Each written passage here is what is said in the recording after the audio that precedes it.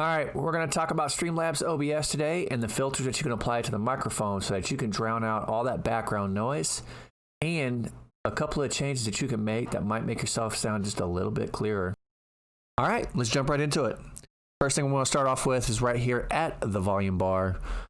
When I start setting my filters and setting up my sound options, the first thing I want to set is the volume bar to where when I speak into the microphone, it's going to be somewhere between that bar right there. It's going to be a little short or a little high of that bar where the green turns yellow. This way, if I need to, once all the filters are set, I can go ahead and have that space to turn up the volume during my live streams or when I'm recording. So we're going to go ahead and turn that down right where that needs to be because I'm actually quite happy with where it's at right now. The next thing I want to go to is over here in your settings cog off to the left here. First place to go to your output window. You're going to see your output mode's probably set to simple right now. But if you hit that output mode, hit the drop down and select that advanced mode, you'll be able to have access to all the rest of these options right here. The option that we're looking for right here is your audio. And that's because your audio track 1, which may or may not be labeled. If it's not labeled, you can go ahead and type in there now what microphone you're using. As you can see, I'm using the Blue Snowball.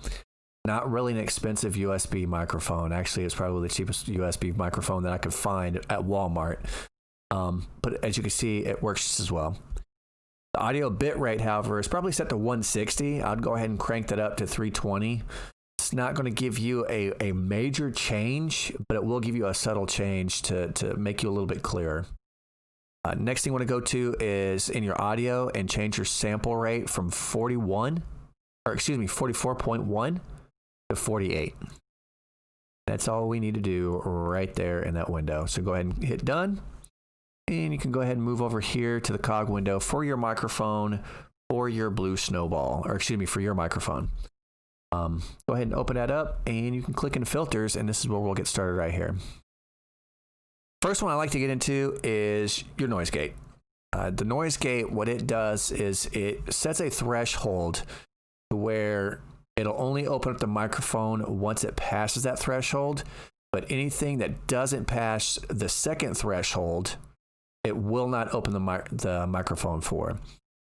This is very key for your keyboard. It's also very important if you have a fan running in the background or if you just happen to have your PC sitting on the desk right next to you.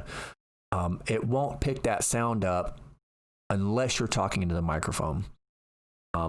Your closed threshold right here is that point where it will not let sound below that decibel, which mine is set to -25. So anything below that -25, the microphone's going to disregard it and it will not open the microphone.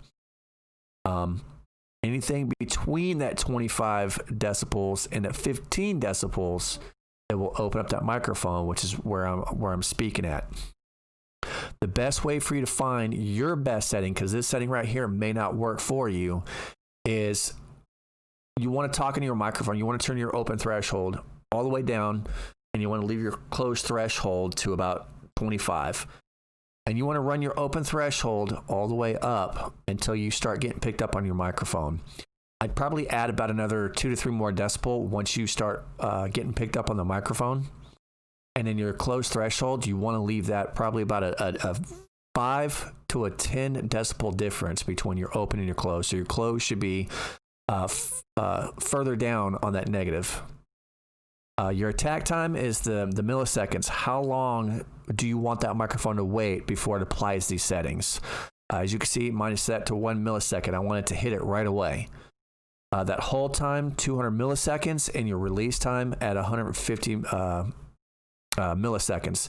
That release time is when do you want that microphone to close?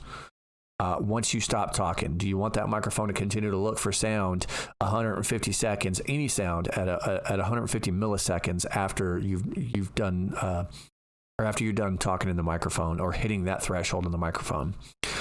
The hold time, I'm not really sure what the hold time is for. I'll be honest with you guys. I only work with the attack time and that release time because those are the ones that I feel are important to me. Next setting that you want to go into is your compressor setting. All right.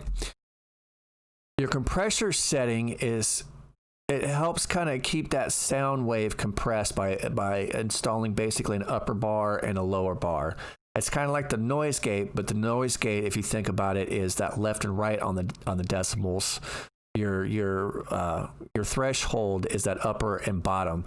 So you could scream into the microphone and it won't blow out your eardrums on your listeners, or you could talk real quiet, because some of us do that sometimes. We just get real quiet on the microphone. Maybe we're concentrating on something in game, or concentrating on an art and craft that we're working on or drawing, and we tend to talk real quietly.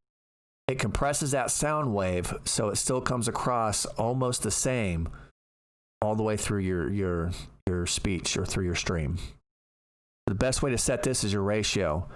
How much compression are you looking at applying to your microphone? I keep my ratio kind of low, because the higher you get in the ratio, I've noticed that you kind of pick up more of an echo. It kind of sounds like you're streaming from a bathroom. So I keep my ratio down, and then I look for my threshold. The way that you do your threshold is you continue to talk in the microphone, and as you can see, I can move my threshold left and right, and you see my bars peaking higher. And if I go down, my bar peaks a lot lower. So basically, you just want to set that threshold right back to where you started off with that bass, where you were just past that yellow, or just below that yellow. Same thing, you got your attack and your release. Your attack, all measured in milliseconds. Your attack at 2 milliseconds. My release, I keep it at 10 milliseconds. Now my output gain, I do this because once you apply all these settings, it kind of lowers the voice. So you have to apply some gain to it. So what I do is, as you can see, when you start off the output gain starts off at 0. And you see my volume bar has gone drastically down in the green. I'm probably coming across a lot quieter to you guys. So I got to boost that gain in order to gain that back where I was at. All right. And then I do have gain in here. I don't typically work with the gain a whole lot.